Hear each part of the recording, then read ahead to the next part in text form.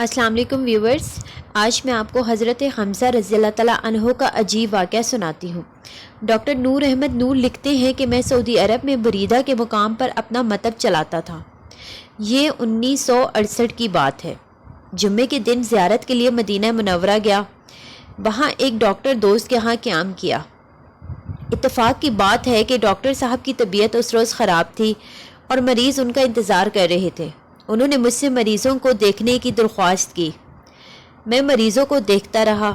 ایک بدھو نے مجھ سے درخواست کی کہ میں اس کے ساتھ اوت پہاڑ تک چلوں، وہاں ایک مریض کو دیکھنا ہے۔ میں اس کے ساتھ اوت پہنچا۔ شہدائے احد کے قبرستان کے قریب ہی ایک خیمے میں وہ مریض موجود تھا۔ میں نے اسے دیکھ کر نسخہ لکھ دیا۔ اس کے بعد وہ بوڑھا بدھو مجھے حضرت حمزہ رضی اللہ تعالیٰ عنہ کی قبر مبارک پر لے گیا۔ اس نے بتایا کہ آج سے تقریباً 50 سال پہلے حضرت حمزہ رضی اللہ تعالیٰ عنہ کی قبر نیچے وادی میں تھی۔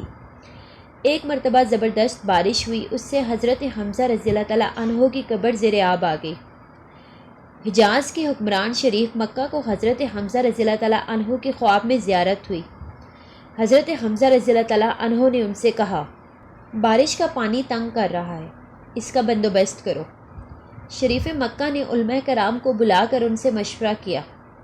مشورے کے بعد قبر کو کھودا گیا۔ پانی واقعی ناش تک پہنچا ہوا تھا، چنانچہ ناش کو اونچی جگہ منتقل کرنے کا پروگرام بنا۔ بوڑھے بدھو نے بتایا قبر کھودنے والوں میں وہ بھی شامل تھا۔ کھدائی کے دوران کدال کی معمولی سی ضرب غلطی سے ناش کے تخنے پر جا لگی۔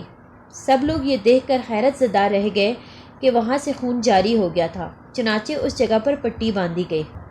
حضرت حمزہ رضی اللہ تعالیٰ عنہ کے جسم کو کھولا گیا تو دیکھا جسم کے نچلے حصے پر کفن موجود تھا۔ زخم سے تازہ خون رس رہا تھا۔ آپ کی آنکھ نکلی ہوئی تھی، کان اور ناک کٹے ہوئے تھے اور پیٹ چاک تھا۔ وہاں موجود سب لوگوں نے حضرت حمزہ رضی اللہ تعالیٰ عنہ کی زیارت کی اور اسی حالت میں انہیں اونچی جگہ پر دوبارہ دفن کیا گیا۔ آج جو لوگ مرنے کے بعد کی زندگی کا انکار کرتے ہیں، یہ زندہ جاوید واقعہ ان کو غلط ثابت کرنے کے لیے کافی ہے۔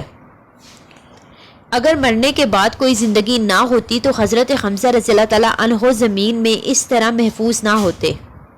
آپ کو شہید ہوئے تو 1400 سال بیت چکے۔ اللہ اکبر۔